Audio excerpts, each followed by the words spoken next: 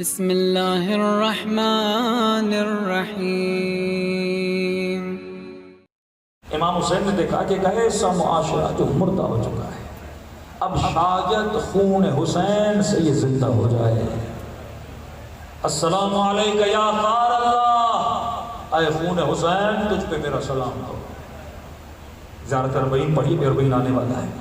معصوم فرماتے ہیں بہجتے، باڈی کے اندر مختلف خون ہوتے ہیں، رگ کا خون ہوتا ہے، ہاتھ کو کاٹے اس کا خون ہوتا ہے، جبڑے کا خون ہوتا ہے۔ معصوم فرماتے ہیں حسین نے عام خون نہیں دیا، بہجتے، بہترین خون جو دل میں ہوتا ہے نا، وہ دل کا خون ہوتا ہے۔ کہ حسین نے اپنے دل کا خون دیا اسلام کے درخت کو، اور سوئے ہوئے لوگوں کو بیدار کرنے کے لیے۔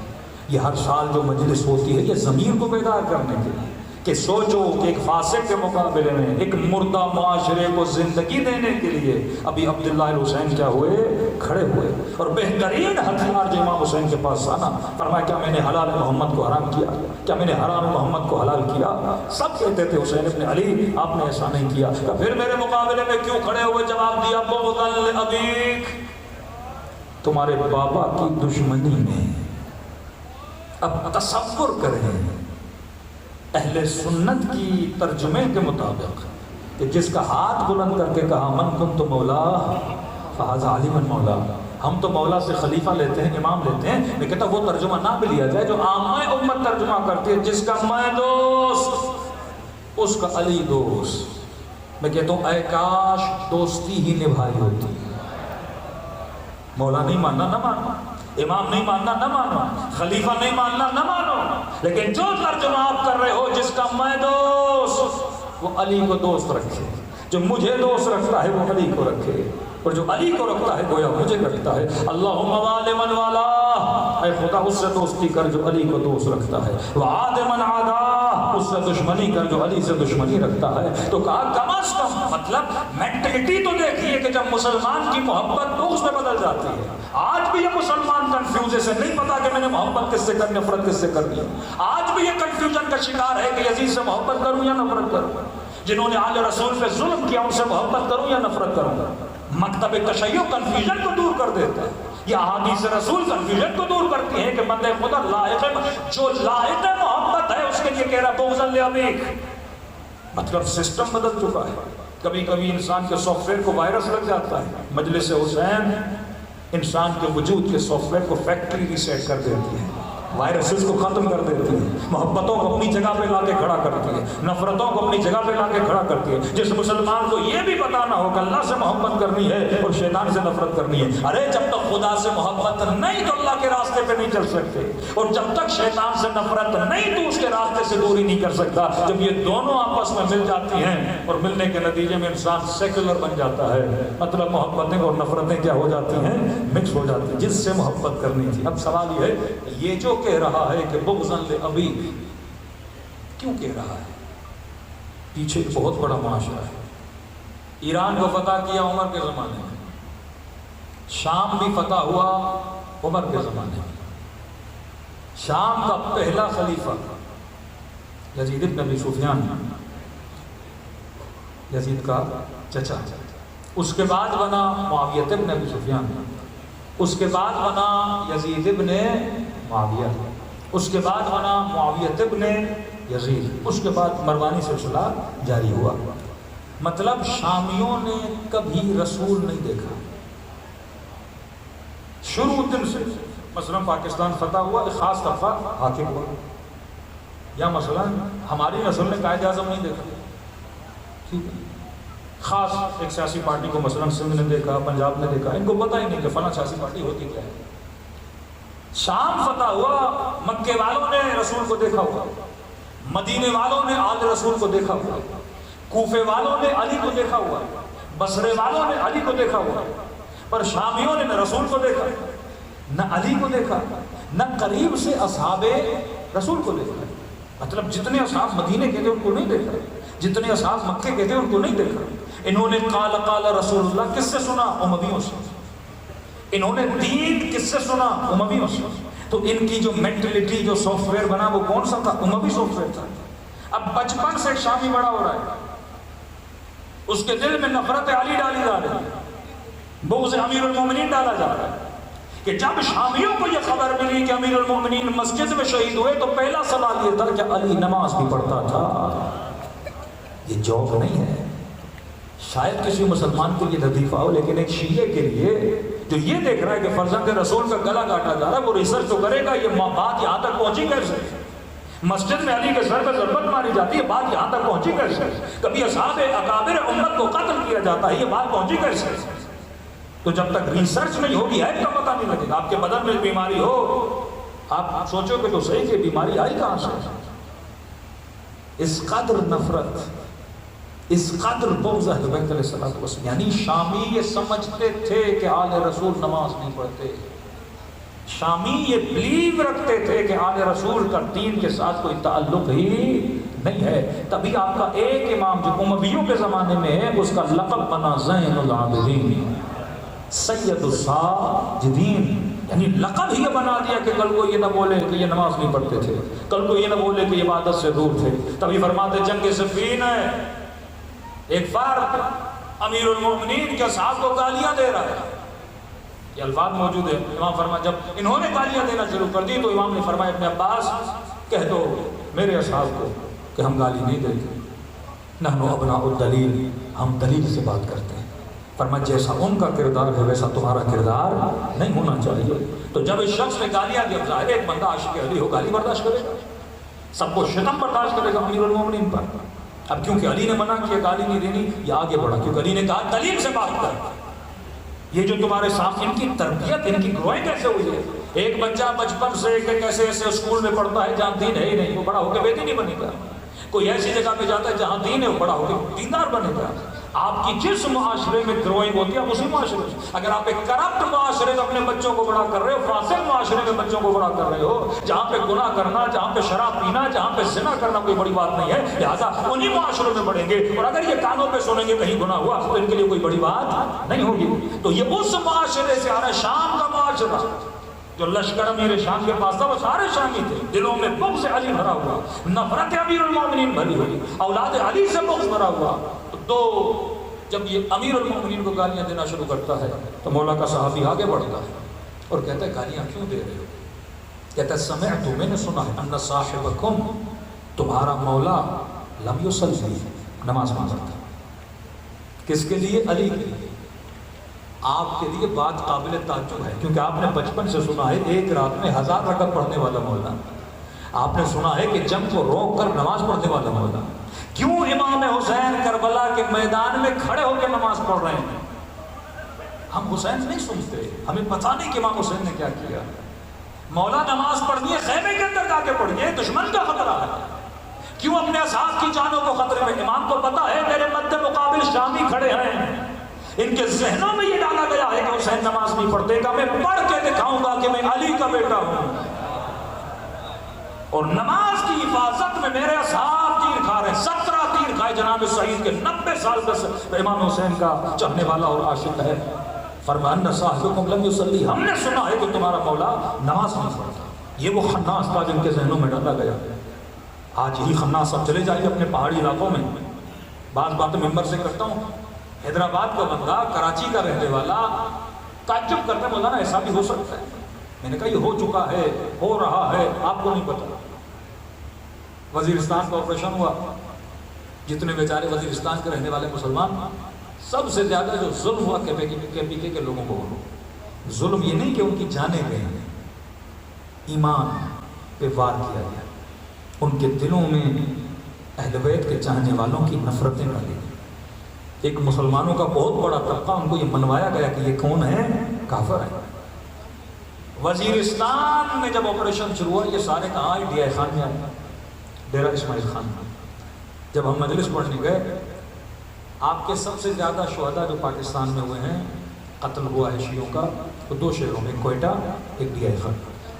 کوئٹہ میں تقریباً 2500 کے قریب شہادت ہوئی، ڈی آئی خان میں تقریباً 550 کے قریب شہداء کی خبریں ہیں، یعنی بہت بڑی مائگریشن ہوئی وہاں سے۔ اس شہر میں اتنے شیعہ رہتے تھے اور وہاں کے اہل سنت بھی عقیدت رکھتے تھے، جلوس آتے تھے، پانی پلاتے تھے، سبیلے لگاتے تھے، لیکن ایک وقت ماحول ایسا بدلا، اتنی نفرت، اتنا قتل وہاں پہ کیا گیا کہ لوگ مائگریشن کر کے وہاں سے پنڈی کی طرف آگے بڑھ گئے۔ 500 سے زیادہ قبریں شہداء کی جو ہم دیکھ چکے. تو وہ بتا رہے تھے کہ مولانا جب یہ وزیرستان کا آپریشن شروع، وزیرستان سے سارے لوگ لائے گئے کہاں؟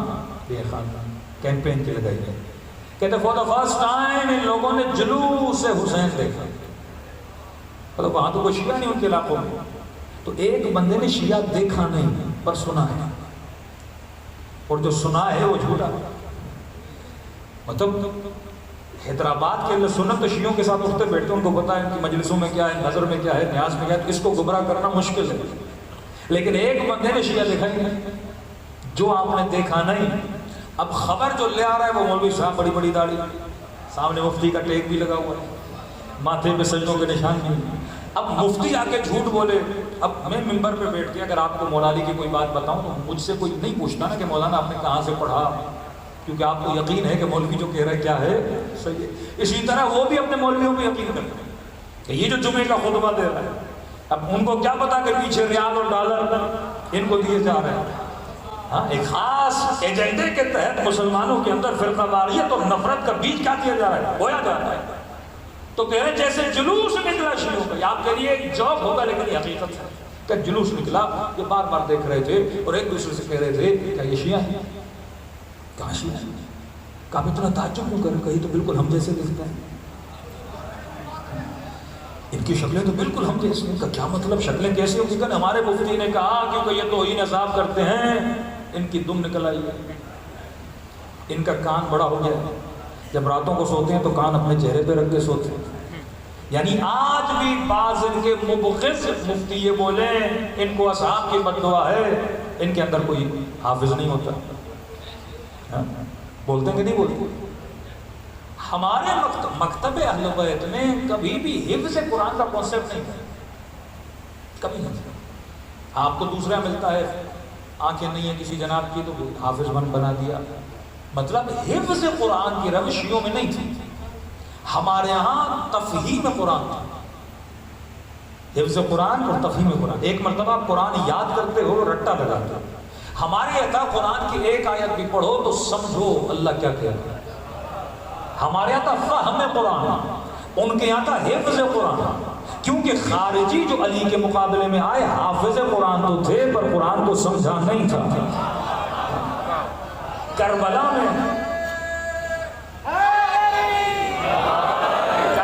میں جو لوگ امام حسین کے مقابلے میں آئے قاری قرآن، حافظ قرآن، لیکن فہم قرآن نہیں تھا. ہمارا زور تھا کہ بچوں کو قرآن سمجھاؤ، اس کے بعد یاد بھی کرتے ہیں تو ثواب ہے، لیکن اگر یاد کریں اور قرآن نہ سمجھیں تو فائدہ نہیں ہے. اور پوری اس صدی میں جب یہ چیلنج دیا کہ شیعہ حافظ نہیں ہوتا، آج بھی انٹرنیٹ پہ وہ ویڈیو موجود ہے، آج سے تقریباً 30 سال پہلے ہم نے اس صدی میں سب سے کم عمر ترین حافظ لانچ کیا. قانون میں حافظ نہیں ہوتا. ہم نے 4 سال کا بچہ حافظ محمد حسین طباطبائی ان کو دکھایا کہ پھر حافظ بناتے ہیں تو پھر ہم ایسے بناتے ہیں، ورنہ ہم حافظ نہیں بناتے. ہم قرآن سمجھاتے زیادہ ہیں، رٹواتے کم ہیں. ہم طوطا نہیں بناتے، ہم عقل اور فہم دیتے ہیں. اسے اصول قرآن بتاتے ہیں کہ یہ جوانوں سے بتاؤ حق کیا ہے اور باطل کیا ہے، اسے پتا ہو غلط کیا ہے اور صحیح کیا ہے، اسے پتا ہو کہ جہنم کا تصور کیا اور جنت کا تصور کیا ہے. اور ہم نے لانچ بھی کہاں کیا؟ سعودی عرب میں. یہ قرآن کے حفظ کا مقابلہ دینے کہاں گئے؟ سعودی عرب میں. بڑے بڑے شیوخ بیٹھے تھے سعودی عرب میں، اور اس بچے نے ہر سوال کا جواب کس میں دیا؟ قرآن کی آیت میں دیا. آکسفورڈ یونیورسٹی نے 4 سال کی عمر میں اعزازی پی ایچ ڈی دی. کسی کو آج تک 4 سال کی عمر میں پی ایچ ڈی نہیں ملی. یہ شیعہ بچے کو ملی ہے، وہاں پہ نوٹ ہے. ان کے والد کہتے ہیں جب میں واپس آ رہا تھا تو ان عربوں نے اتنے کھلونے دیے کہ اگر میں لاتا تو جہاز کم پڑ جاتا. خوشی کے مارے اتنے بچے کو کھلونے دیے. میں نے کہا پھر لائے کیوں نہیں؟ کہ میرے بچے نے ان کو کہا کہ میں اس مکتب سے تعلق رکھتا ہوں جن کے بچوں کو کھلونوں سے کھیلنے کی عادت نہیں. یہ مکتب علم کا مکتب ہے. جنگ صفین میں کہا کہ ان صاحبکم لم یصلی، میں نے سنا ہے تمہارا مولا نماز نہیں پڑھتا. اور کیا سنا ہے؟ کہ میں نے سنا ہے ان صاحبکم قاتل عثمان، تمہارے صاحب نے مولا نے کس کو قتل کیا ہے؟ عثمان کو قتل کیا ہے. یہ الگ باب ہے، اپنی مجلسوں میں آئے گا کہ کس طرح سے اہل بیت کو بدنام کر دیا گیا. کہتے ہیں اس نے اس شخص کا ہاتھ پکڑا. لشکر علی نے کہا نا دلیل سے بات کر. آپ کو کوئی بولتا ہے شیعہ ایسے ویسے، آپ جواب نہیں دو، ہاتھ پکڑو مجلس میں لے آؤ. کہتے کو شیعہ کیسے ہوتے ہیں؟ ہاتھ پکڑو، ایران لے جاؤ، لائبریری میں لے جاؤ، اپنے علماء کو دکھاؤ کہ یہ ہمارا مکتب ہے، یہ ہمارا مذہب ہے. دیکھو باتیں کی جاتی ہیں، شیعہ جاتے ہیں اہل بیت سے مانگتے ہیں، وہاں پہ سجدے کرتے ہیں، یہ کرتے ہیں. اس کو لے آؤ کربلا میں. دیکھو جتنی نمازیں حرم حسین سے پڑھی جاتی ہیں، جتنی قرآن کی تلاوت حرم حسین میں کی جاتی ہے، جتنی انسان کا ربط خدا سے حرم حسین میں بنتا ہے. ارے یہ تو ذات وہی ہے جو بندے کو خدا سے ملانے والی ذات ہے. اس کا ہاتھ پکڑا جنگ صفین میں لے کر آیا. کہ دیکھ یہ کون ہے، کہ کون ہے، کہ یہ اویس قرن ہے. زہاد ثمانیہ، 8 وہ نبی کے صحابی تھے جن کی عبادتیں سب سے زیادہ مشہور تھیں. جن 8 میں سے ایک کا نام تھا اویس قرن. کہاں سے آیا؟ یمن سے. اتنا مشہور تھا اویس قرن عربوں میں کہ اس کی کبھی کبھی ایک رات پوری سجدے میں گزرتی تھی، کبھی ایک رات رکوع میں گزرتی تھی. لمبی لمبی عبادتیں کرنے والا. کہ تم نے کیا سنا کہ علی نماز نہیں پڑھتا؟ اویس قرن کس کے ساتھ ہے؟ علی کے ساتھ ہے. کہ یمن سے اٹھ کے آیا اتنا بڑا عابد، کیا کسی ایسے کا ساتھ دے گا جو نماز نہیں پڑھتا؟ کہ اس نے تیرے والے کو چھوڑا اور علی کے لشکر میں آیا. یہ دلیل ہے کہ یہ کسی عابد کے پیچھے جائے گا جو عبادتوں سے دور ہے، اس کے پیچھے نہیں جائے گا. کہ دوسری طرف آئیے دیکھ کون کھڑا ہے؟ عمار ابن یاسر، جس کے لیے رسول نے کہا یا عمار تقتلک فئۃ باغیہ، تجھے ایک باغی فرقہ مارے گا. عمار ان کو جنت کی طرف بلائے گا، وہ عمار کو جہنم کی طرف بلائیں گے. کہ دیکھ وہ عمار جس کی فضیلت میں رسول اتنی باتیں کریں، کہ یہ کسی ایسے کے پیچھے جائے گا جو نماز نہ پڑھتا ہو. جب دلیل دی تو قانے ہوا، کہنے لگا میں گمراہ تھا، تو نے مجھے ہدایت عطا کر دی ہے. مولا حسن ابن علی شامی آقا امام حسن کو گالیوں پہ گالیاں دیتا. یہ واقعات ہیں تاریخی کہ مولا حسن جواب نہیں دیتے. اصحاب پڑھتے مولا جائیں اس کا منہ توڑ. امام نے کہا نہیں، یہ وہی کہہ رہا ہے جو اسے سکھایا گیا ہے. بولنے دو، جو اس کے اندر کی بھڑاس ہے ساری خالی کرنے دو، جتنا کچرا ہے اس کے منہ سے نکالنے دو. جب یہ بول بول کے تھک جاتا ہے، اب یہ حسن ہے، یہ علی کا بیٹا ہے، یہ صاحب عقل اور فطرت سلیم کا مالک ہے. امام نے کہا لگتا ہے بڑے دور کے سفر سے آئے ہو، تھکے ہوئے ہو، سونے کے لیے جگہ نہیں. حسن بندوبست کرتا ہے. صحابی کو کہا بہت بولا ہے، اس نے پیاس لگی ہوگی، ایک گلاس پانی کا بھی پلا لو. کہ لگتا ہے بھوکے بھی ہو، کھانا بھی کھا لو. کہ اگر سادے سفر نہیں تو پیسے دینے کے لیے تیار ہوں، اگر واپسی پہ سواری نہیں صحابی کو پیسے فلاں گھوڑا بھی دو. شرم کے مارے کہنے لگا حسن جو سنا تھا وہ اور ہے، جو دیکھا تھا وہ اور ہے.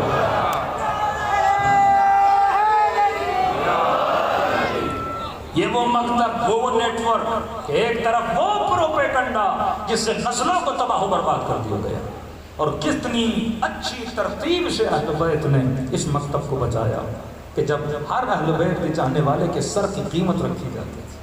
وہ واقع حرہ ہو، وہ حجاج بن یوسف کا زمانہ ہو، وہ منصور کا زمانہ ہو، تاریخ پڑھیں گے تو آپ پریشان ہو جائیں گے. ایک ایک دن میں 30-30 ہزار لوگوں کی ہجرتیں کرائی گئی کوفے سے، صرف اس لیے کیونکہ یہ کس کے عاشق تھے؟ امیر المومنین کے عاشق تھے. جناب میثم تمار، جناب ہانی بن عروہ، جناب مسلم بن عقیل. یہ کون ہیں؟ یہ اصحاب، یہ اولاد، کچھ اولاد رسول ہیں اور کچھ وہ ہیں جن کی نسبتیں خاندان رسالت سے ہیں، اور کچھ وہ ہیں جو اصحاب رسول ہیں، کچھ وہ ہیں جن کے دلوں میں محمد اور آل محمد کا عشق ہے. کیا جناب حجر بن عدیر رسول کا صحابی نہیں؟ اپنے 2 بیٹے بھائی 8 افراد کے ساتھ امیر شام کے زمانے میں قتل کر دیا گیا، سر قلم کر دیا گیا. قبر کہاں ہے؟ شام میں. شام کے راستے سے جا رہا تھا، بیچ راستے میں روک کے مارا گیا. اور جناب حجر کو جب پکڑا تو کہا حجر سر قلم کر دیں گے، علی کی توہین کریں گے. کیا نہیں کریں گے؟ کہ بیٹوں کو مار دیں گے، کہ مار دو. کہ بھائی کو مار دیں گے، کہ مار دو. کہا زندہ جلا دیں گے. حجر کیا ہوتا ہے؟ اس کا جلا دو. دھمکی دینے والا پریشان ہو گیا. کہا حجر اتنے آرام اور سکون سے کیوں کھڑے ہو؟ کم از کم خوف بھی تو آئے. تو جناب حجر نے کہا کہ جب میرا مولا بستر مریضی پر تھا اور میرے آقا کا آخری وقت تھا، تو علی نے مجھے کہا تھا حجر تیرے ساتھ یہ ہوگا، کہ جو کہہ رہے ہو خبر میرے مولا نے پہلے ہی دے دی تھی، اور اس وقت میں نے علی سے وعدہ کیا تھا کہ مولا لو قطعت عربا عربا، اگر تلوار سے ٹکڑے ٹکڑے بھی ہو جائیں پھر بھی آپ کو چھوڑنے والا نہیں۔ مقام معرفت جناب حجر کا، کہتے ہیں سر قلم کرنے کے لیے آگے بڑھے، حجر نے کہا ایک درخواست اگر عمل کرو، کہ کیسی درخواست ہے؟ کہ پہلے مجھے نہ مارو۔ کہ ڈر گئے؟ کہ ڈرنا نہیں، درخواست کر رہا ہوں پہلے مجھے نہ مارو۔ کسے ماریں؟ کہ پہلے میرے 2 جوان بیٹوں کو مارو۔ پریشان ہو حجر، تو کیسا باپ ہے اتنا قصیر القلب؟ باپ کہتا میں مر جاؤں پر جوان کی موت کو نہ دیکھوں۔ کہ بات قساوت کی نہیں، علی سے وفا کی بات ہے۔ کہ کیسی وفا؟ کا خوف ہے کہیں باپ کو مرتا ہوا دیکھیں اور علی کو چھوڑ دیں، پہلے انہیں جنت میں بھیجوں گا پھر علی کی قدم بوسی کے لیے خود جاؤں گا۔